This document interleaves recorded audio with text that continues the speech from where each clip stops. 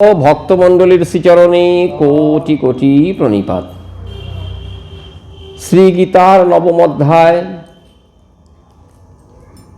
শ্রী ভগবান পরম কৃপা ভরে তৃতীয় পাণ্ডব অর্জুনকে সম্মুখে রেখে জীবের হিতার্থে যে বার্তা প্রেরণ করেছেন তার মধ্যবর্তী দশায় আমরা রয়েছি। শ্রীগীতা বারংবার যেটি আমরা আস্বাদন করি, সকল সাধন পথের পথিকের হার্দ, সকল পথিক গীতাজ্ঞানে সমৃদ্ধ হন, ধনী হন, সাধন পথের সর্বপ্রকার অপরাধ দূর করেন।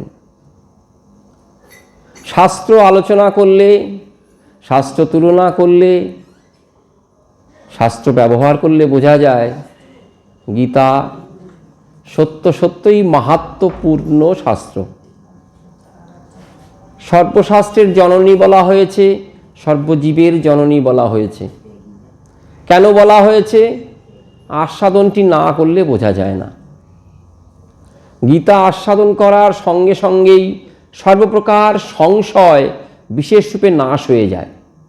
পরকালে সুখী হবে না, পরকালেও বস্তু লাভ করতে পারবে না। সংশয় অর্থাৎ আমি যে পথে চলেছি, যে বস্তু লাভ করতে চলেছি,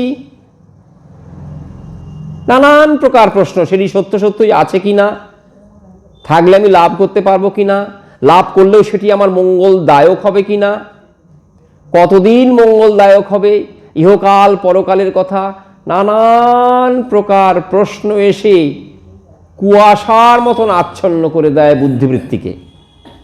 সেখানে বিবেক ছোট হয়ে যায়। আমরা বলি বুদ্ধিমান ব্যক্তি, বিবেকবান ব্যক্তি। আমরা আবার এও বলি বুদ্ধি আছে কিন্তু বিবেক নাই, তার কোনো সমাদর নাই। কারণ তার হৃদয়টি শুষ্ক, দয়াশূন্য, কারুণ্যশূন্য। বুদ্ধি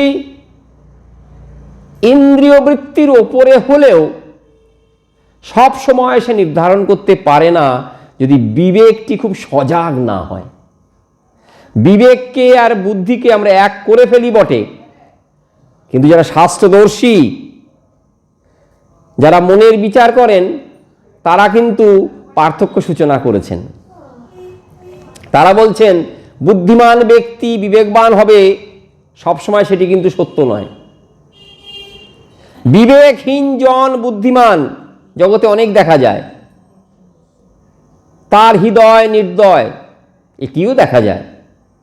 কিন্তু যার বিবেক আছে সে কিন্তু হেতু অহেতু, দয়া মায়া সব বিচার করে অগ্রসর হবে। সেটি যেমন পরের ক্ষেত্রে প্রযোজ্য, নিজের ক্ষেত্রেও প্রযোজ্য। আমি যে সাধন পথে রয়েছি সেখানে কি ফল লাভ করব, সেই ফল ইহকাল পরকাল কার্যকরী কিনা এই বিচারও সে করবে। এবং সংশয়টি আমি দূর করতে সক্ষম হব এটিও সে জানবে। অনেক দূরের পথ যেতে হবে, অনেক দূর, কিন্তু মনে যদি বল না থাকে, সংশয়াত্মা বিনশ্যতি ভগবান বলেছেন। কি অপূর্ব কথা! বিশেষরূপে বিনাশপ্রাপ্ত হয়, সে আর উঠতে পারে না। অন্তরে সংশয় রয়েছে, হবে কি হবে না, পাবো কি পাবো না, এই ভাব সাধককে, পথিককে পথভ্রষ্ট করে দেয়। সে নানান জায়গায় ছোটে, বিভ্রান্ত হয়। ও ছিন্ন মেঘের ন্যায়।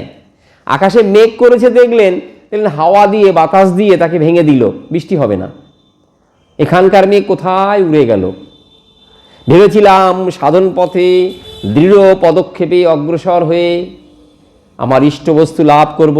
আমি জ্ঞানপথের পথিক হই, যোগপথের পথিক হই, যাজ্ঞিক হই, ব্রতী হই, তপস্বী হই, ভক্ত হই, মনে মনে প্রত্যয় ছিল। কিন্তু পরে দেখলাম সেটি প্রত্যয়টিকে রাখতে পারলাম না।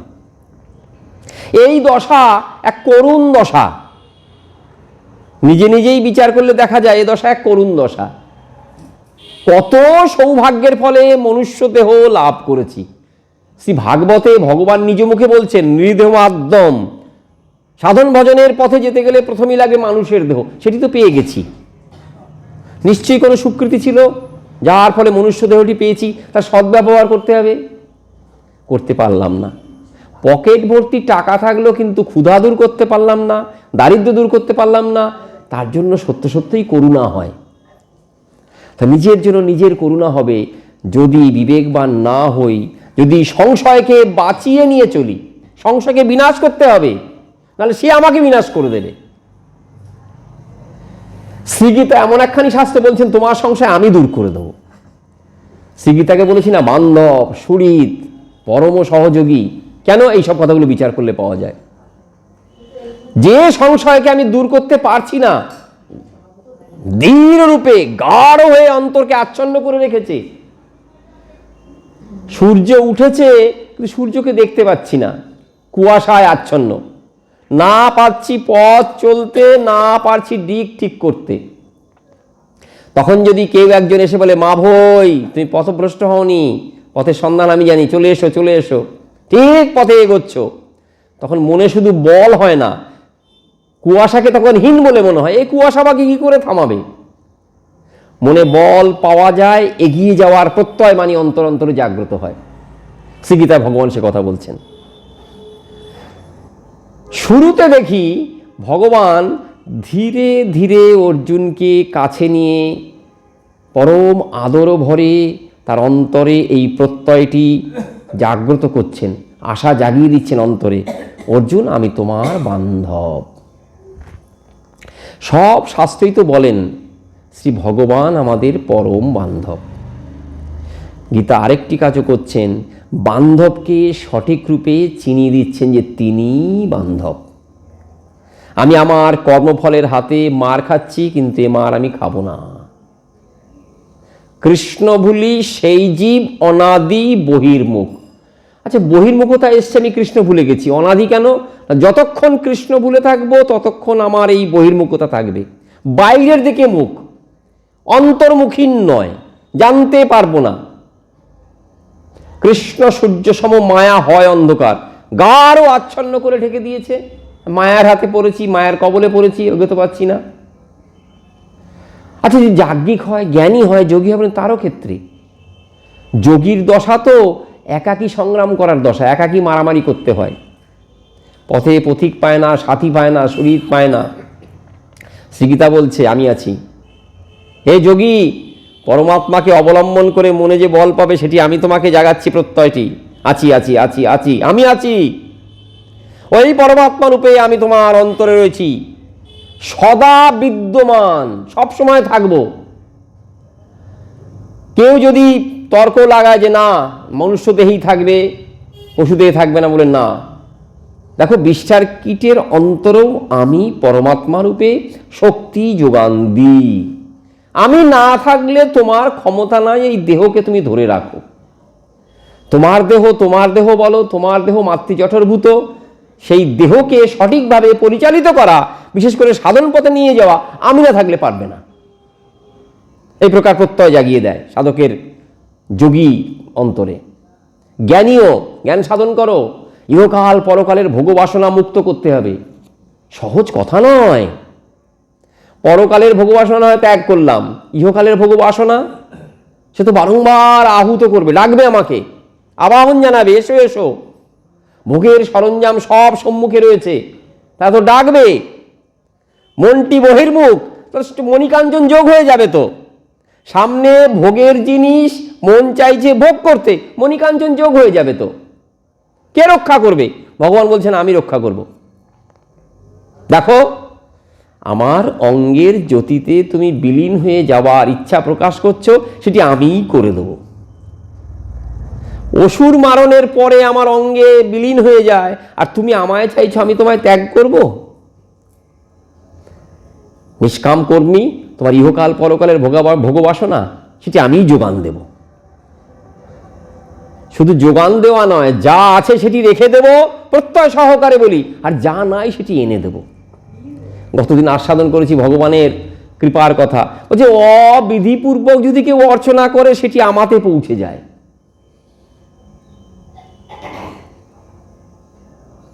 আপনি একটা কোনো ভালো জিনিস দান করতে চাইছেন, আপনি চাইছেন আমার এই দেহ বস্তু, দান করা বস্তু দুঃখী দিন তাদের দুঃখ দুর্দশা দূর করে, আপনি জানতেও পারছেন না, সঠিক জায়গায় পৌঁছে যাচ্ছে, আপনার মনে কিন্তু আনন্দ হচ্ছে। ভগবান বলছে প্রণামটি যেখানেই করবে আমার কাছে পৌঁছে যাবে। দেবতা সকল আমার অঙ্গের বিভূতি।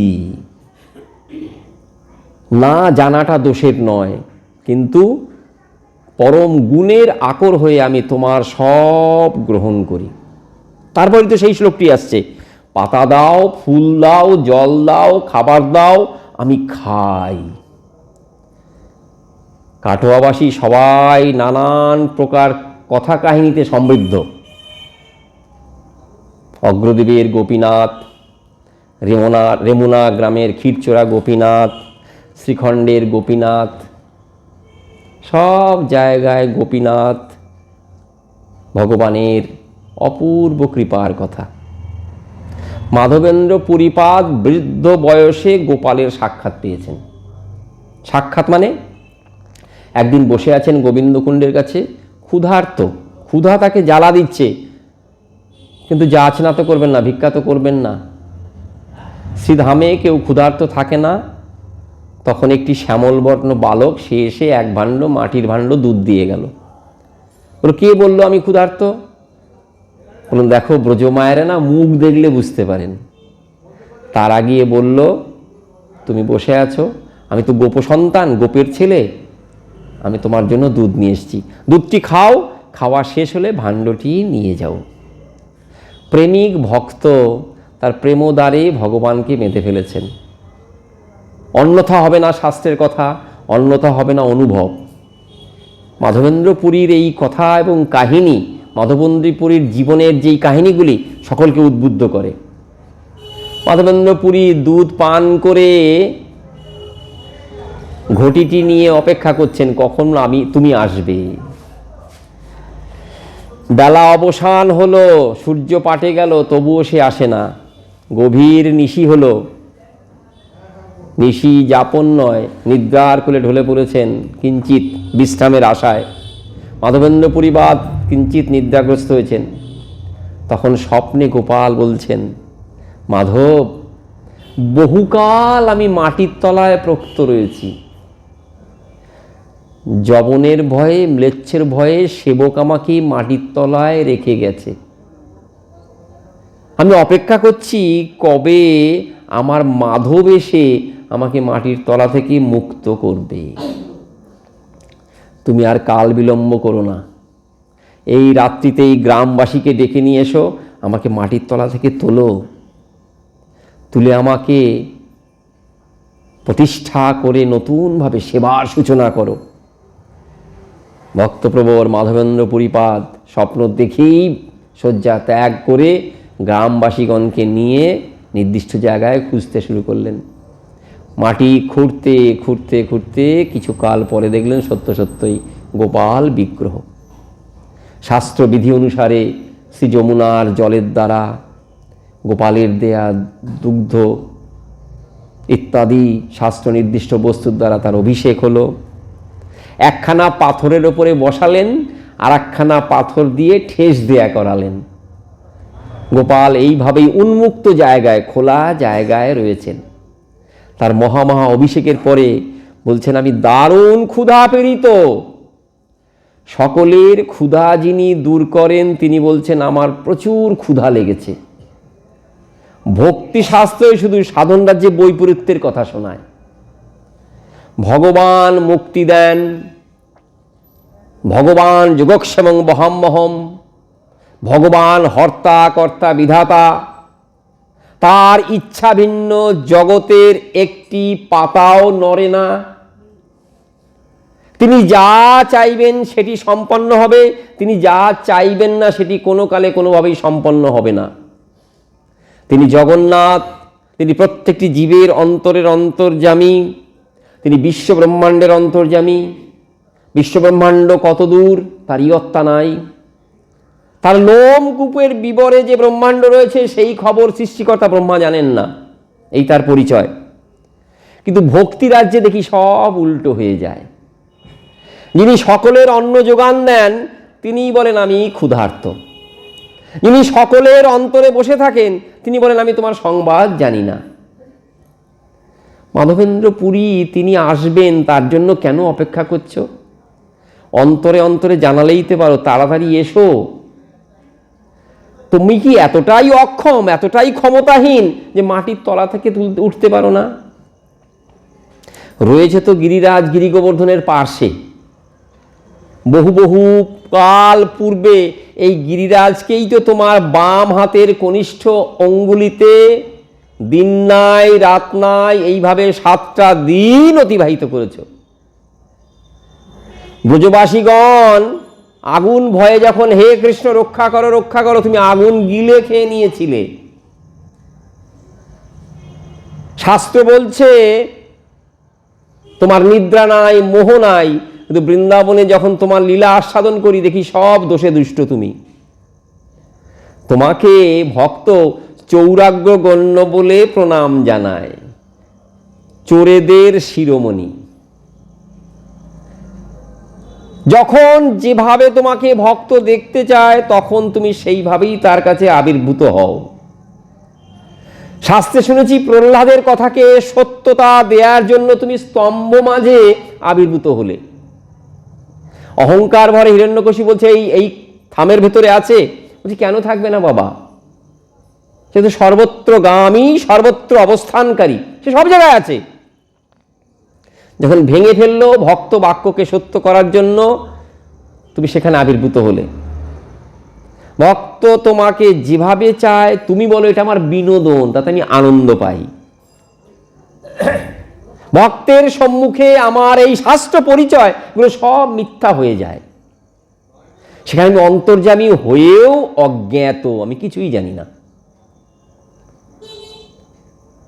জীবাত্মা রূপে আমার পরিচয় হলেও আমি সাধারণ বালকের ন্যায়, একটি লোভী বালকের ন্যায় ব্যবহার করে আনন্দ পাই। ভক্তের দেয়া দ্রব্যতে আমার যে লোভ, এই লোভ শাস্ত্র দ্বারে বোঝা যায় না, একমাত্র প্রেমিক ভক্ত প্রেমের দ্বারা অনুভব করেন। তাহলে কি তিনি কি শুধু লাভবান হন নাকি? বলে না, তিনি তো লাভবান হনই। আর যার কিঞ্চিত শ্রদ্ধার উদয় হয়েছে সেই ভক্ত এই প্রেমের সংবাদে মূর্ছাগত হন, আনন্দ পান। লীলা কথা শ্রবণ করে তার চিত্ত বিগলিত হয়, সে আনন্দে ভেসে যান। তা মাধবেন্দ্র পুরী আকণ্ঠ খাবার দিতে হবে। চৈতন্য চরিতামৃতে পাই কত প্রকার ভোজ্যদ্রব্য সব তৈরি হয়েছে, সব গোপালকে নিবেদন করছেন। মাধবেন্দ্র পুরীপাদ সব নিবেদন করে পাশে দণ্ডায়মান দাঁড়িয়ে রয়েছেন আর দেখছেন গোপাল আক্রোশে কিভাবে খাচ্ছে। আবার স্পর্শ করে যা ছিল সেরকম রাখছেন, আবার দেয়া, আবার খাওয়া। দীর্ঘদিন পরে খাচ্ছেন তো এবার গোপাল বলছেন এবার আমাকে বিশ্রাম দাও, বিশ্রামের আয়োজন করো। বিশ্রাম দিয়ে ভক্তবৃন্দের সঙ্গে মাধবেন্দ্র পুরীপাদ বৃন্দাবনী অবস্থান করছেন। গোপালের সেবা করতে হবে। কিন্তু গোপাল বললেন দেখো দীর্ঘদিন তো মাটির তলায় ছিলাম, আমার গায়ে চুলকনি হয়েছে, তাপের প্রদাহে আমার গা ক্ষতবিক্ষত, এই জ্বালা দূর করো। কি করে দূর করব? মলয় দেশ থেকে চন্দন নিয়ে এসো। চন্দনের ক্ষমতা আছে আধি ব্যাধি সব দূর করে, দেহের রোগ দূর করে, মনের রোগও দূর করে। তা পুরী তোমাকেই যেতে হবে। বৃদ্ধ বয়স কিন্তু মনের আনন্দে চলেছেন দক্ষিণ দেশে। কি আমার গোপালের সেবায় চন্দন লাগবে, আমি সেই চন্দন মলয় পর্বত থেকে সংগ্রহ করব। আজ প্রাণারাম নন আমার ইষ্ট, আমার ইষ্ট নন আমার পৃষ্ঠ, জন্ম জন্মান্তর যাকে সবাই কামনা করে আজ তাকে আমি পেয়েছি। তিনি কৃপা ভরে উদিত হয়ে আমার সেবা গ্রহণ করবেন। আমি তো অপেক্ষা করতে জানি, তিনিও অপেক্ষা করতে জানেন। সেই অপেক্ষার অবসান হয়েছে, শেষ হয়েছে অপেক্ষা, তাকে আজ সেবা করব। এই আনন্দ নিয়ে বৃন্দাবন থেকে চলেছেন দক্ষিণ দেশে। যেতে যেতে উড়িষ্যা প্রদেশে রেমুনা গ্রাম শুনলেন, সেখানে গোপীনাথ দণ্ডায়মান রয়েছেন। আর রাত্রিকালীন ভোগের অবসরের সময় 12টি পাত্রে, মাটির পাত্রে তাকে ভোগ নিবেদন করা হয়। অমৃতকেলি সেই ভোগের নাম, পরমান্ন। বিশেষরূপে চিহ্নিত। 12টি পাত্রে গোপীনাথকে নিবেদন করা হয়, যেমন রোজ করা হয় সেই দিনও নিবেদন করা হয়েছে। নিবেদন করে সেবক ভোগ বের করেছেন, জায়গা লেপে যথাবিহিত মন্ত্রে প্রভুর শয়ন দিয়েছেন, দ্বার বন্ধ করেছেন, সবাই চলে এসছে। মন্দির প্রাঙ্গণ জনমানব শূন্য। গভীর রাত্রিতে এই রেমুনাস্থিত গোপীনাথ পূজারীকে স্বপ্নে ডাকছেন, ওঠো ওঠো পূজারী, স্নান করে আমার দ্বার উন্মোচন করো। দেখো, আমার মায়ায় তোমরা বুঝতে পারোনি, 12টি ভাণ্ডের একটি ভাণ্ড আমি ধরাতলে লুকিয়ে রেখেছি। আমার এক ভক্ত মনে মনে শুধু কল্পনা করেছে, এই অমৃতকেলির সুখ্যাতি শুনেছি, যদি এক রঞ্চ আস্বাদন করতে পারি, ওইছে ভোগ মোর গোপালকে লাগাই। দ্বার খুলে উঠে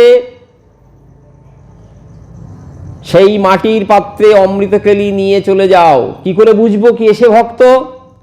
না, মাধবেন্দ্র পুরী তার নাম। গ্রামের পাশে যে হাট খোলা রয়েছে, সেই হাটে বসে মৃদুমন্দভাবে নাম করছে। তুমি গিয়ে জোরে জোরে আওয়াজ দিয়ে বলবে, কে আছো হে মাধবেন্দ্র পুরী, যার লাগি গোপীনাথ ক্ষীর কইলা চুরি। কে আছো গো মাধবেন্দ্র পুরী, যার লাগি গোপীনাথ ক্ষীর কইলা চুরি। অন্ধকার রজনী প্রেম ভরে চলেছেন সেই পূজারী। জন্ম জন্মান্তর যাকে সেবা করেছি, আজ তার কি মাহাত্ম্য। প্রেমিক ভক্তের প্রেমডোরে যে ভগবান বাধা, এটি শুধু শাস্ত্র কথা নয়, এ অনুভব বেদ্য। ত্রস্ত ভাবে উঠলেন মাধবেন্দ্র পুরী, হায় হায়, আমার জন্য গোপীনাথ ক্ষীর চুরি করেছে। শুধু সংকল্প করেছিলাম যে ক্ষীরের ওই পায়েসের পরমান্ন, ওই অমৃতকেলির স্বাদটুকু জানব। যে স্বাদের লোভে তুমি এই 12খানি পাত্রের অমৃত সব গ্রহণ করো, আমার গোপালকে সেই ভোগ লাগাবো। প্রভু তুমি এত কৃপাময়। সেই রাত্রেই পুরী পলাইয়া গেলেন, প্রতিষ্ঠার ভাবলেন না, থাকবো না এখানে। এই পূজারিতে গিয়ে বলবেন, দেখো আমরা গোপীনাথের সেবা করি, কিন্তু গোপীনাথ আমাদের না করেন চুরি, না করেন অন্য প্রকার স্বপ্নদান। কোন বিদেশের এক পথিক ভক্ত তার লাগি নিজে নিয়ম ভেঙে আমাদের স্বপ্নেই বলতে পারতেন, কাল সেবার পরে এক পাত্র আমার সেবককে দিবে, তাহলেই পারতাম। তাহলে গীতা বাক্য তো মিথ্যা হয়ে যায়। যোগক্ষেমং বহাম্যম, যেজন আমার কথা অনন্যয় চিন্তয়ন্ত মাং যেন পর পাশাতে তেষাং নিত্যবিযুক্তানাং যোগক্ষেমং বহাম্যম, তো মিথ্যা হয়ে যায়। যে আমাকে নিরন্তর চিন্তা করে, কল্পনা করে, নানান সেবার দ্বারা আমাকে তুষ্ট করে, তার যোগক্ষেম আমি বহন করি। প্রতিষ্ঠার ভয়ে পুরী সেখান থেকে পালিয়ে গেলেন। বিচার করলেন, আমি যদি থাকি, ওই পূজারী সেবক সকলকে এই তথ্য, এই খবর দিয়ে দেবে, সকলে আমাকে মান্য করবে, এই স্থানে থাকবো না। সেই রাত্রেই পুরী মাধবেন্দ্র পুরীপাদ ওই স্থান ত্যাগ করলেন। প্রেমিক ভক্ত গোপীনাথের প্রেমডোরের স্পর্শ পেয়ে বাহ্য স্মৃতি হারা হলেও কিন্তু নিজের বাক্যে অটল রয়েছেন, আমাকে দক্ষিণ দেশে যেতে হবে। আমার প্রভুর আদেশ বাক্য শিরোধার্য করে আমাকে দক্ষিণ দেশে যেতেই হবে। মাটির সেই পাত্রখানি ফেলেননি, রোজ একটু ভেঙে ভেঙে সেটি খান আর প্রেমে পুলকিত হন। অষ্টসাত্ত্বিক ভাব অঙ্গে দেখা দেয়। বলছেন, প্রেমিক ভক্ত যখন এই প্রকারে অন্য প্রেমিক ভক্তের সাধন রীতির কথা, তার প্রাপ্তির কথা, তার সঙ্গে ভগবানের অপূর্ব লীলা রসায়নের কথা শ্রবণ করা মাত্রই প্রেমডোরেও সেও বাধা পড়বে। এক ভক্তের অপূর্ব প্রেমের কাহিনী শ্রবণ করে আর এক ভক্ত উল্লসিত হন, উজ্জীবিত হন, তার সংশয় দূরে যায়। ভগবান বলছেন, বারংবার আমি যুগে যুগে অবতীর্ণ হই আমার ভক্তের সঙ্গে এই প্রকার সম্পর্ক থাকে, যাতে অনাগত কালের ভক্ত। কেন প্রভু? তারা আমার সন্তান। এই নবম অধ্যায়ে ভগবান ঘোষণা করেছেন, বিনাশ নাই, বিনাশ নাই, বিনাশ নাই, সবাই আমার জীব, আমি ভর্তা, আমি গতি, আমি শেষ আশ্রয়স্থল, আমাতেই সকলকে আসতে হবে, তোমরা আমার সন্তান। তা তাদের কখনো বিনাশ হয়? তাদের ভরণ পোষণের চিন্তাভাবনা কাকে করতে হবে? পিতাকেই করতে হবে। সেই বাক্যকে মর্যাদা দিয়ে ভগবান সকলের সঙ্গে তার এক অপূর্ব সম্পর্ক স্থাপনের চেষ্টা করেন। ভক্তিরাজ্যে এই সম্পর্কটি খুব মূল্যবান সম্পর্ক। গুরুদেব দেবেন যখন দীক্ষা দেন না, যে মন্ত্রটি দেন ওই দ্বারা আপনার সম্পর্ক করে দেয়।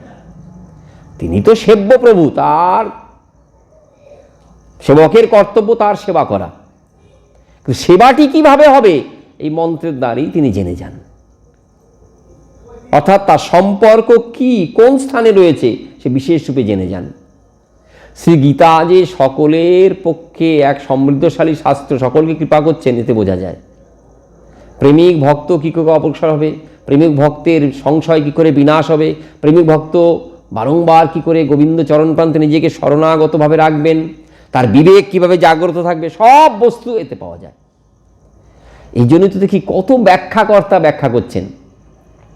আমরা পাই শ্রীধর স্বামীর ব্যাখ্যা, আমরা পাই আচার্য শঙ্করের ব্যাখ্যা, আমরা পাই বিশ্বনাথ চক্রবর্তীর ব্যাখ্যা, আমরা পাই বলদেব বিদ্যাভূষণজির ব্যাখ্যা, মধুসূদন সরস্বতীপাদের ব্যাখ্যা, বিখ্যাত বিখ্যাত জন ব্যাখ্যা করেছেন। আমাদের অল্প মেধা, আমরা এই কটা জানি। এর বাইরেও কত কত জন কত কত ভাবে ব্যাখ্যা করছেন। কেউ যোগমুখী ব্যাখ্যা করেন, কেউ জ্ঞানমুখী ব্যাখ্যা করেন, নানান জন নানানভাবে ব্যাখ্যা, কারণ সকলেই সম্পত্তি পান। পুষ্করিণীর জল আপনিও পান করছেন, দেবসেবায়ও লাগছে, আর তির্যক প্রাণী সেও খাচ্ছে। কারণ জল যে প্রাণ, জল না হলে বাঁচতে পারবো না। গীতার মাহাত্ম্য ঠিক সেই রকম।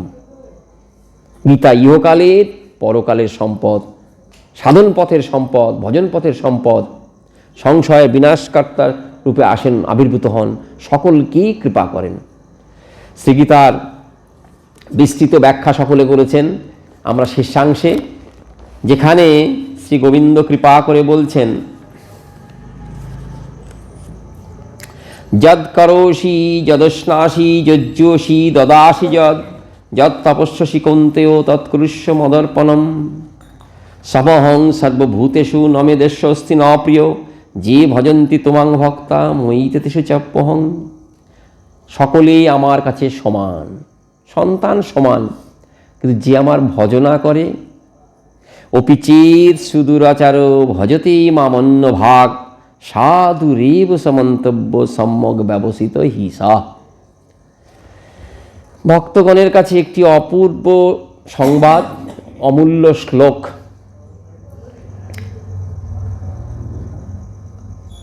সন্তান দুরাচারী হলেও পিতামাতার কাছে সে কিন্তু সন্তান। মহাভারত তো শিক্ষা শাস্ত্র, কিভাবে চলতে হবে, জীবনযাপন করতে হবে, ভালো মন্দ বিচার কি করে করতে হবে, মহাভারত শিক্ষা দেয়। অতি স্নেহে ধৃতরাষ্ট্র অন্ধ, তার ফল তাকে ভুগতে হয়েছিল। তিনি বিচারটি করতে পারেন না। করতে পারেন কখন? সভ্যজনের সম্মুখে, বিদ্বানজনের সম্মুখে। ভাই বিদুর, সে তো খুব বুদ্ধিমান জন, সে সবসময় দাদার মঙ্গল কামনা করে, কিন্তু যখনই মঙ্গল কামনা করে কড়া কড়া কথা বলে, তার সম্মুখে ধৃতরাষ্ট্র বলে, হ্যাঁ আমার মানা কর্তব্য, ঠিক ঠিক ঠিক। যেই বিদুর ওই স্থান পরিত্যাগ করে, অন্ধ স্নেহ এসে তাকে আরো অন্ধ করে দেয়। মহাভারতে দুর্যোধনের যে অন্যায়, ক্রূরতা, দয়াহীনতা দেখি, সেখানে তাকে সহ্য করাটা সত্য সত্যই কষ্টকর হয়। তাহলে পিতা কি করে তাকে সহ্য করছেন? একমাত্র স্নেহের দ্বারে। স্নেহে তিনি অন্ধ হয়ে গেছেন। ভালো মন্দ বিচারের ক্ষমতা রাজা হয়ে হারিয়ে ফেলছেন। দ্রৌপদীর সঙ্গে ধৃতরাষ্ট্রের সম্পর্ক কি? পুত্রবধূ, বৌমা। সর্বতোভাবে কর্তব্য হয় বৌমার সম্মান রক্ষা করা। মনে করিয়ে দেয়া শুধু নয়, চোখে আঙ্গুল দিয়ে দেখিয়ে দিলেও তিনি সে কথা মনে করতে পারছেন না। তার যে কি কর্ম, তার যে কি কর্তব্য, পুত্র স্নেহে তিনি সেটিও ভুলে যাচ্ছেন। মুখে বলছেন কিন্তু, দুর্যোধন তোমার জন্য কিন্তু কুলবিনাশ হবে। তুমি কারণ, যেটি করা সেটি করতে পারছেন না, তার মনে আর মুখে কিন্তু মিল নাই। যে কর্মটি করছেন সেই কর্মের সাথে কথার কোনো প্রকার মিল দেখতে পাই না। পরিণতিটি কি হলো? 100 সন্তান সবাই বিনাশপ্রাপ্ত হলেন।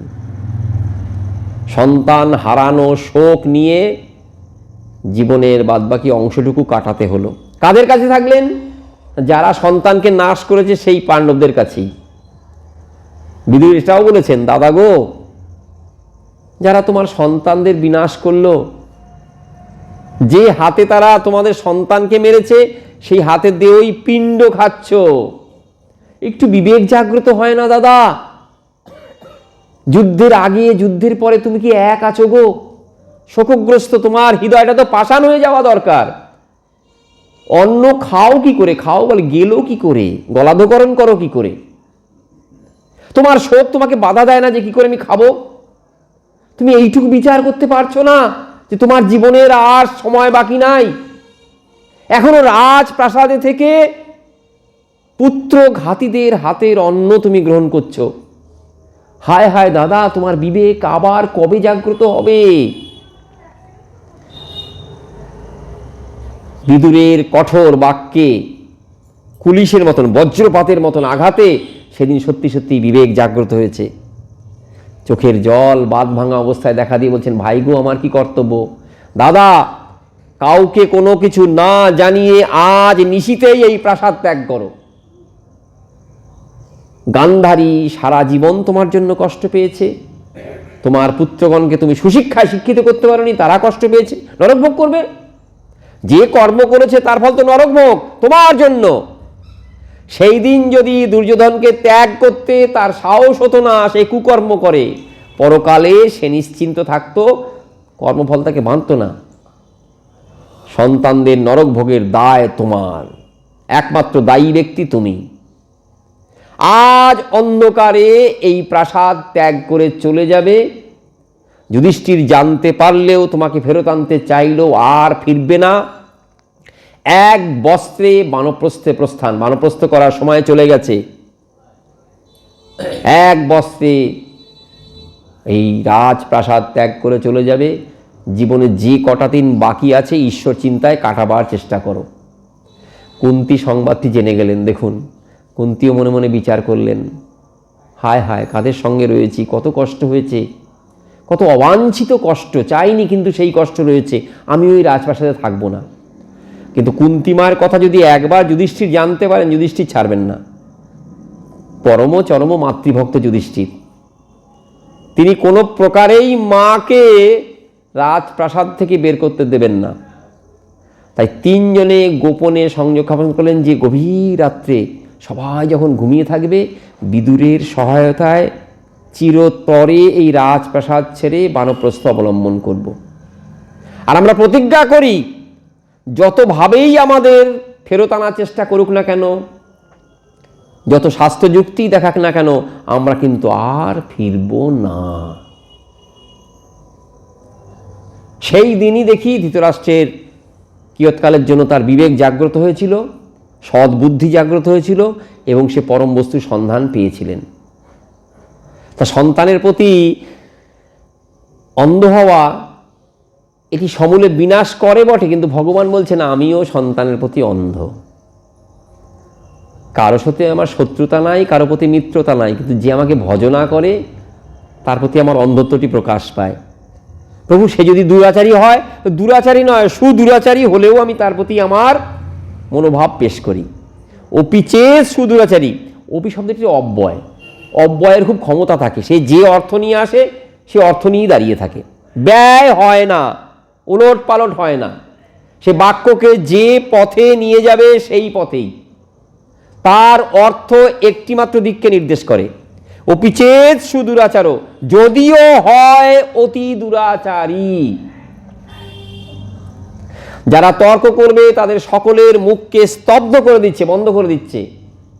শোনো গো শোনো, সে ভক্ত বটে কিন্তু দুরাচারী, বলে কোনো কথা তার শোনা হবে না, কোনো প্রকার বাদানুবাদে আমি যাব না। কোনো প্রকার অভিযোগ গৃহীত হবে না। একটিমাত্র কারণ, মামন্য ভাগ। অন্য কোথাও মন না দিয়ে সর্বাংশে সে আমার চরণপ্রান্তেই মনটি দিয়েছে। সাধুরে বসে মন্তব্য সম্যক ব্যবস্থিত হিসা। শুধু মুখটি বন্ধ করে দিচ্ছেন না। দেখবেন না, সংসারে শ্বশুর বাবা বৌমাকে খুব ভালোবাসেন, শাশুড়ি হয়তো অন্য কথা বলতে চায়, তখন শ্বশুর কী করে? মুখ বন্ধ করে, দেখো পরের মেয়ে বটে কিন্তু মেয়ের সমান ব্যবহার করতে হবে, কোনো কথা শুনবো না। তোমার অন্তরে ভালোবাসা না থাকলেও ভালোবাসতে হবে। আর পরের দিন যেন এরকম কোনো ব্যবহার দেখি না। দেখো লোক সমাজে আমার সম্মান, বৌমার কাছে আমার সম্মান সব নষ্ট হবে, আমি কিন্তু এটি সহ্য করব না। ভগবান যেন সেই রকম দীপ্ত বল জোরে বলছেন, তোমরা এমন কেউ যদি থাকো, স্বাস্থ্যজ্ঞ ব্যক্তি, নীতিপরায়ণ ব্যক্তি, সাধন পথে চলছো, চলমান ব্যক্তি, আমার সঙ্গে বাদানুবাদ করতে চাও, কোনো প্রকার শাস্ত্রের কথা সম্মুখে এনে যদি বলো, প্রভু গো ও দুরাচারী, ওর ভক্তি তুমি গ্রহণ করবে, স্তব্ধ হোক তার বাক্য ব্যয়। থামো সেখানে, কোনো প্রকার কথা তার বলা চলবে না। ঠিক আছে, আমি কোনো প্রকার কথা বলবো না, কিন্তু মনে মনে কিন্তু আমার রোষ রইল। ভক্ত হয়েছে, এত কুকর্ম করছে, ভক্ত হয়েছে, ভক্তি অঙ্গের জানে কি? ভগবান সেখানেও বাদ সাধলেন, এটাও বলা যাবে না। তাকে সাধু বলে মেনে নিতে হবে।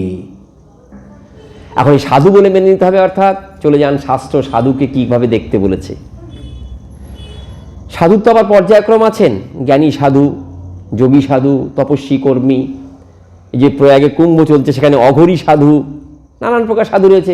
অঘরী সাধু মৃত মানুষের দেহের মাংস খায়, নানান প্রকার সাধু রয়েছে। সাধুরে বসে মন্তব্য সম্যক ব্যবস্থিত হিসা। আপনার মন চাইছে না তাদেরকে প্রণাম জানাবো, ভগবান বলছে দেখো আপন আপন ভাব নিয়ে তো সাধন পথে রয়েছে, সকলকে প্রণাম জানাবে। সর্বদেব না পুজিব হইয়া তৎপর, সবার কাছে মাগি লইব কৃষ্ণ ভক্তি বর। সাধন পথে সকলে চলেছে, সকল তো সমান হবে না, আপন আপন গুণ অনুযায়ী। আগেই তো বলেছি, অবিধিপূর্বকম সেবা করলেও সেটি আমারই সেবা হয়। তাই যে জন যে মার্গে বা যে পথে রয়েছে থাকলেও যদি সে অনন্য হয়ে আমাকে কামনা করে, তাকে সাধু বলে মনে করবে। অর্থাৎ এখানে যিনি ভক্তি অঙ্গ আচরণ করছেন তাকেই যথোপযুক্তভাবে সম্মান প্রদান করার কথা বলছেন। তাহলে কি অন্যকে অসম্মান করবো নাকি? নৈব নৈবচ, কখনো না। সর্বজীবে সম্মান দিবে জানি কৃষ্ণ অধিষ্ঠান। তার সঙ্গে সম্পর্ক স্থাপন করব না, তার সাধন পদ্ধতি জানবো না। আমি কখনোই গিয়ে বলবো না অঘরীদের, হাগো তোমরা প্রয়াগে মহাকুম্ভ কুম্ভ মেলার সময় আসো, আবার কোথায় চলে যাও, তোমাদের সাধন রীতির কথা কিঞ্চিত বলো, শুনতে বড় ইচ্ছা জাগে, কোথায় থাকো, কি খাওয়া দাওয়া করো, সাধন সঙ্গিনী কিভাবে তোমরা নির্বাচন করো ইত্যাদি কথা বলো। এই কথা আমি কখনই বলবো না, কারণ আমার পথ তো ওদিকে নয়। হে জ্ঞানী, জ্ঞান সাধন করছো, কৃচ্ছ সাধন করছো, তপস্যা করছে, সে নিদ্রাগ্রস্ত হবে না, শোবে না, সব সময় 12 বছর 20 বছর দাঁড়িয়েই রয়েছে। আমি গিয়ে তাকে কখনো বলবো না কি করে পারছো এটি, আমি তো পারি না, তুমি কি করে করছো, কি চাইছো, কখনোই না। দূর থেকে তাকে সম্মান জানিয়ে চলে আসো, কারণ তিনিও গোবিন্দের মন্দির, ভগবান পরমাত্মা রূপে তার দেহতেও প্রকাশমান। একমাত্র ভক্তি পথের পথিক সুদূরাচারী হলেও তাকে মন থেকে সম্মানটি জানাতে হবে। তার সঙ্গে কথালাপ বাদানুবাদ না করলেও মনে মনে কিন্তু তাকে কোনো প্রকার অবজ্ঞা করা যাবে না। মনে মনে অবজ্ঞা কি অসুয়া বলে, আপনাকে আমি দেখতে পারি না, কিন্তু আমি যদি বলি আপনাকে আমি দেখতে পারি না, আপনি কষ্ট পাবেন, লোকে বলবে কেন দেখতে পারেন না, নানান প্রকার বাদানুবাদ হবে, মনের ভাব মনেই রেখে দিই। কিন্তু আপনাকে দেখলে আমার মনটি বিকারগ্রস্ত হয়, কেন আবার সে এসছে, কেন এখানে আসবে, হ্যাঁ তোমার সঙ্গে আমার সম্পর্ক নাই, চলতি নাই, কথা নাই, বার্তা নাই। আমার অন্তরে একটি বিরূপ ভাব জাগ্রত রয়েছে। সেই বিরূপ ভাব আমি প্রকাশ করছি না বটে, কিন্তু অন্তর্যামী শ্রী গোবিন্দ জেনে যাচ্ছেন এই ভাব যদি ভক্তের চরণে করি তাহলে কিন্তু অপরাধ হয়ে যাবে। সূক্ষ্ম বিচার, অন্তরের বিচার তো, ভজন রাজ্যের বিচার তো। তাই সাধুকে যদি সাধু বলে মন্তব্য না করি, মন্তব্য অর্থাৎ বিশেষরূপে প্রণিধানযোগ্য বাক্য, তাহলে কিন্তু অপরাধ হয়ে যাবে। তাহলে দুরাচারী যদি হয় তার সঙ্গ করবে না, কখনোই সঙ্গ করবে না।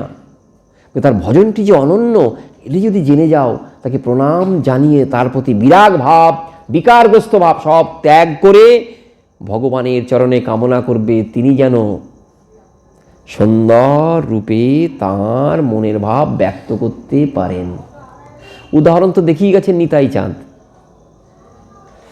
কৃপার আগের সন্ধ্যায় দেখলেন দুই ভাই রাজপথে মদ্যপায়ী দুই ব্রাহ্মণ সন্তান মদ, আকণ্ঠ মদ পান, গলা অবধি মদ খেয়েছে, বিবেক শূন্য অবস্থায় রাস্তায় পড়ে রয়েছে, একে অন্যকে কিল মারছে, নানান প্রকার কথা বলছে। যারা সভাজন মহাজন বিদ্যাঞ্জন তারা দূর থেকে নাসিকা কুঞ্চন করে চলে যাচ্ছে, নাক আটকে ছিটকে চলে যাচ্ছে। আগে বলেছি তাদের ভয় করতেন বটে, কিন্তু ভয়ের সঙ্গে সঙ্গে ঘৃণাও করতেন। যারা সাধ্বী ব্যক্তি, সাধ্বী মহিলা, বিদ্বান ব্যক্তি, পুণ্যবান ব্যক্তি, তারা কি করতেন? ওদের দেখলে বলতেন তোদের হাওয়া গায়ে লেগেছে তো, পাপী দুরাচারী অমেধ্য ভক্ষণকারী। তারা ঘরে যেতেন না, গঙ্গা স্নান করে এক বস্ত্রে গঙ্গা স্নান করে সেই বস্ত্রে গৃহে ফিরতেন। এই দশা। অধপতিত ব্যক্তি, সাধন নাই, ভজন নাই, শাস্ত্র নির্দিষ্ট পথে চলেন না, শাস্ত্র নির্দিষ্ট পথকে অবমাননা করে যা করার নয় সেটি করেন, এই তাদের অবস্থান। শাস্ত্রে যেটি করতে বারণ করছে সেটি করবেন, যেটি খেতে বারণ করছেন সেটি খাবেন। এই অবস্থায় নবদ্বীপের দুই কোতোয়াল হিসেবে তারা বিরাজমান, উচ্চকোটির ব্রাহ্মণ সন্তান। আগের সন্ধ্যায় নিতাই চাঁদ দেখে মনে মনে সংকল্প করলেন, হায় হায়, জগতের মদের এত শক্তি, চেতন বস্তুকে অচেতন করে দেয়, বিবেক হারিয়ে দেয়। দেখো বিবেক শূন্য দশায় তারা কি না করছে, আত্মজ্ঞান লোপ পেয়েছে। ফুল নানান প্রকার হলেও মধুকর, ভ্রমর যেমন সেই ফুলের মধুটি গ্রহণ করে, প্রভু নিত্যানন্দ গ্রহণ করলেন। দেখো এরা সংসার ভুলে যায়, সংসারে ব্যথা রয়েছে, বেদনা রয়েছে, ভোগ রয়েছে, কিন্তু মদ্যপান করে সংসারকে ভুলে যায়। মধুকর যেমন ফুলের মধু পান করে বলে মধুটি সুন্দর কি অসুন্দর, নিত্যানন্দ বলছেন এই গুণটি যদি এদের কৃষ্ণ সেবায় লাগায়, কৃষ্ণ ভজনে যদি মতিগতি হয়, এরা কৃষ্ণ ভজনের তারণে সংসার ভুলে যাবে, যেটি ভক্ত কামনা করে। সংকল্প করলেন, পরের দিন কৃপা করলেন। পরের দিন কৃপা করার পরে বারবার এই কথাটা বলি, আমার বুদ্ধি সেখানে আর প্রবেশ করে, নিজস্ব আমার যে বুদ্ধি প্রবেশ করে না। একদিনের ব্যবধানে কি পরিবর্তিত সত্তা! শাস্ত্রের কৃপা, ভগবানের কৃপা যে কিভাবে চিত্তকে মথিত করে দেয় তার উৎকৃষ্ট উদাহরণ জগাই মাধাই। কি ছিল আর কি হলো, কিভাবে দিন যাপন করছিলেন আর কিভাবে দিন যাপন শুরু করলেন, শাস্ত্রে আমরা সেই বর্ণনা পাই, কিন্তু বর্ণনা নাই, বুদ্ধিও প্রবেশ করে না কিভাবে এটি সম্ভবপর হলো। জগতে অনেক কাজ সম্ভবপর হয় না, কিন্তু চেষ্টা করলে হতে পারে। অনেক কাজ আমার দ্বারা অসম্ভব হলেও চেষ্টা করলে কিঞ্চিত হতে পারে। কিন্তু কারো চিত্তকে মথিত করে দিয়ে সম্পূর্ণরূপে ক্লেশ মুক্ত করে তাকে শ্রী গোবিন্দ ভজনে রত করানো, এটি কিভাবে সম্ভবপর? বুদ্ধি কিন্তু সেখানে প্রবেশ করতে পারে না। শাস্ত্রমাতা কিন্তু বলছে অপ্রাপ্য মনসা সহ বুদ্ধি ফিরে আসে। জীব সকল যখন আপন বুদ্ধির দ্বারা ভগবত কৃপাকে বিচার করতে চায়, ভগবানের ধামকে বিচার করতে চায়, ভগবত তত্ত্বকে বিচার করতে চায়, সেই বুদ্ধি কিঞ্চিত গিয়ে ফেরত চলে আসে। কাকে নিয়ে ফেরত চলে আসে? মনকে নিয়ে। মনকে থামিয়ে দেয়, মন আমি পারিনি, তুইও পারবি না। অপ্রাপ্য মনসা সহ বাক্য মনকে নিয়ে ফিরে আসে। ভগবত কৃপা সন্ধানে নিবৃত হও, থামো থামো থামো, এটি বুদ্ধির দ্বারা কখনো সম্ভবপর হয় না। অকল্পনীয় সেই কৃপার বৃত্তি যা বুদ্ধিবৃত্তিকে হারিয়ে দেয়, পরাভূত করে। পণ্ডিতের পাণ্ডিত্য সেখানে ঠাঁই পায় না। ভগবান বলছেন, যদি এই কথাটি বিচার করো তাহলে ঠাঁই পাবে যে আমি সেখানে স্নেহে আতুর হয়ে, অন্ধ হয়ে সে কি করেছে সেই দিকে বিচার করি না, একমাত্র বিচার করি সে অনন্য ভাগ কি না, অন্য কোনো বস্তুতে মন না দিয়ে সে আমাতে মন দিয়েছে কিনা। তো জগাই মাথায় মন দিয়েছিল নাকি? না, দেয়নি। তাই যাদের পূর্ণ কৃপাতে মনটি পরিবর্তিত হয়ে গেছে। কৃপা যে কত শক্তিশালী, কৃপা যে কি অদ্ভুত কর্ম করতে পারে, তার উৎকৃষ্ট উদাহরণ জগাই মাধাই উদ্ধার। তো ভগবান বলছেন, কৃপাপ্রাপ্ত জন সে আমার ভজনা করবে। আর কৃপা না পেয়ে যে ভজনা শুরু করেছে সে তো আরো মহিয়ান। সুযোগ সুবিধা পেয়ে পড়াশোনা করছেন, কতজন আপনাকে পড়াচ্ছে, কত সদ্বাক্য দিচ্ছে, আহারের চিন্তা নাই, বিহারের চিন্তা নাই, সবাই আপনার পাশে রয়েছেন, পড়াশোনা করছেন। আর একজন দারিদ্র ভরা একটি কুটির, চালের ফাঁক দিয়ে চাঁদ দেখা যায় রাতে, বর্ষাকালে বর্ষা বাড়ি প্রপাত হয় সেখানে, সে পড়াশোনা করছে, সাহায্য করার কেউ নাই, আপন মনে কঠোর বৃত্তি অবলম্বন করে পড়াশোনা করছে। দুটো কি সমান নাকি?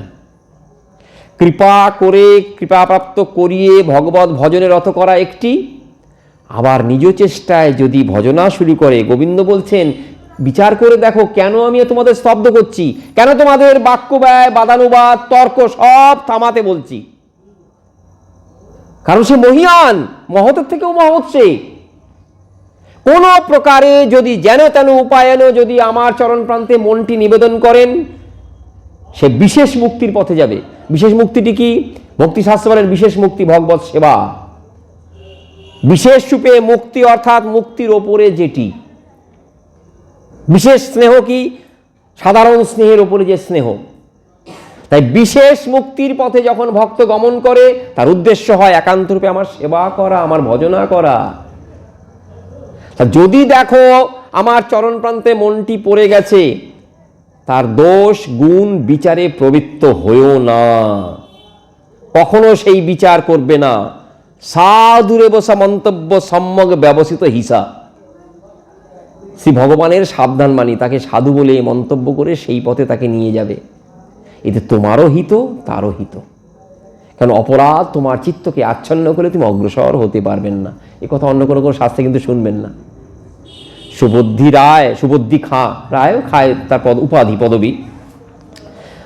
হুসেন শাহের পূর্ব জীবনে তিনি হোসেন শাহের দিনাতি দিবেন তাদের জন্য সাহায্য করতেন, কিন্তু কোনো ক্রমে সুবুদ্ধি রায়ের রাজ্য চলে যায়। হুসেন শাহের পত্নী জানতে পারেন যে অত্যাচার করেছিল, বলেন জাত নাও ইত্যাদিতে সে ঘটনা আমরা জানি। জাতিচ্যুত হয়ে, সম্পদচ্যুত হয়ে, সম্মানচ্যুত হয়ে সুবুদ্ধি রায় বৃন্দাবনে ভ্রমণ করছেন। আমার গৌরহরি প্রয়াগে যখন বৃন্দাবনে গেলেন, তখন সুবুদ্ধি রায় চরণে পড়েছেন। প্রয়াগে, ঘটনাটি প্রয়াগে ঘটেছে। প্রয়াগে চরণে পড়লেন, প্রভু গো আমি কি করব? পণ্ডিতদের কাছে গিয়েছিলাম, তারা বললেন তোমার বাঁচার আর কোনো বিধান নাই। কি করে মরণ হবে? তপ্ত ঘি পান করে, যতক্ষণ না মরো গরম ঘি খেতে হবে, মরলেই শান্তি। তা প্রভু আমি মরণকে গ্রহণ করতে পারিনি, আমি এই প্রয়াগে কাঠ বিক্রি করি। গৌরী বলেন বাহ, শোনো তুমি বৃন্দাবনে চলে যাও, 2 বার কৃষ্ণ নাম নেবে। এক কৃষ্ণ নামে তোমার জাতি দোষ যাবে, আর এক কৃষ্ণ নামে কৃষ্ণ পদে প্রেম উপজবে। গৌরী সিদ্ধান্ত দিলেন। জাত পাওয়া যায় মাতৃ জঠর থেকে, ভক্তি পাওয়া যায় কৃপায়। সেই ভক্তি লাভ করলে কোনো প্রকার বিধান সম্মুখে আসতে পারে না। ভক্তি এত বলিয়ান, সাধন গরীয়সী, সবার উপরে রয়েছে। কেন? শাস্ত্র বিচার করলে বোঝা যায়। বলছি কৃষ্ণকে যে একবার প্রণাম করে তাকে আর মাতৃজঠরে আসতে হয় না, সেখানে কিন্তু কোনো বিশেষণ নাই। ভক্তি ভরে শুচি হয়ে গঙ্গা স্নান করে তিথি দেখে সকলকে মান্য করে গোবিন্দচরণে প্রণাম করবি, তাহলেই মুক্তি পাবি, এ কথা কিন্তু বলা নাই। কৃষ্ণ চরণে প্রণাম যেন তেন প্রকারে করলেই জগৎ পিতা জগৎ স্বামী তিনি কৃপা পরবান হয়ে সকলকে গ্রহণ করেন। ভক্তি মাখা শাস্ত্র গীতা ভক্তিপথের পথিককে একেবারে হৃষ্টপুষ্ট করে দেয়, মনে সংশয় রাখে না, সর্বপ্রকার সংশয়কে বিশেষরূপে বিনাশ করে দিয়ে অন্তরে ভক্তি স্থাপন করে। আজ সময় হয়ে গেছে, সকল ভক্তের চরণে কোটি কোটি প্রণাম জানিয়ে এই ক্ষুদ্র ভাগবতী কথা এখানেই বিশ্রাম দিই। নিতাই গৌর সীতানাথ প্রেমানন্দে হরি বল। জয় জয় রাধে কৃষ্ণ গোবিন্দ, জয় জয় রাধে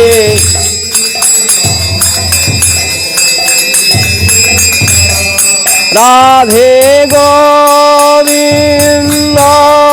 রাধে গোবিন্দ, রাধে রাধে।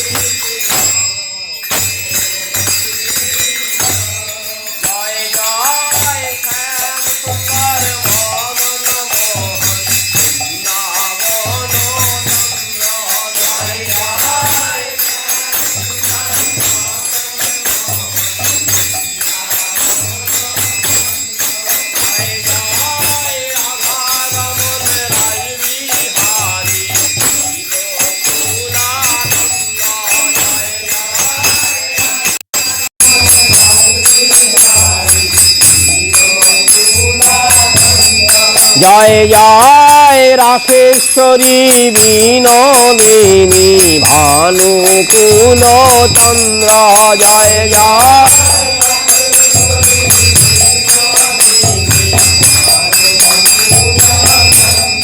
জয় জয় ললিতা বিশাখায়াদি যত সখী বৃন্দ, জয় জয়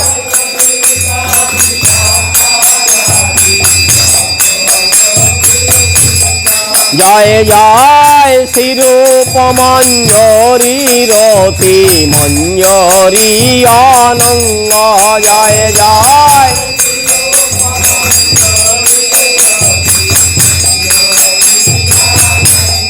জয় জয় কাত্যায়নী পৌর্ণমাসী, জয় বীরাবৃন্দ, জয় জয়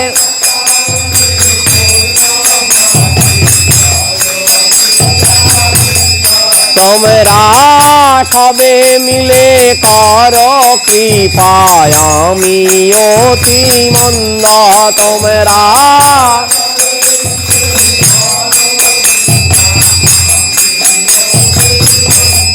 তোমরা কৃপা করে দাও হে যুগল চরণারবিন্দ, তোমরা কৃপা করে দাও হে যুগল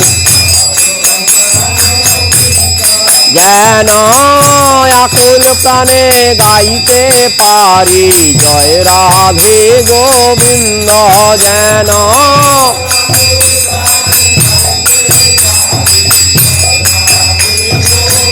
জয় রাধে জয় রাধে জয় রাধে জয় রাধে জয় রাধে জয় রাধে জয় রাধে জয় রাধে।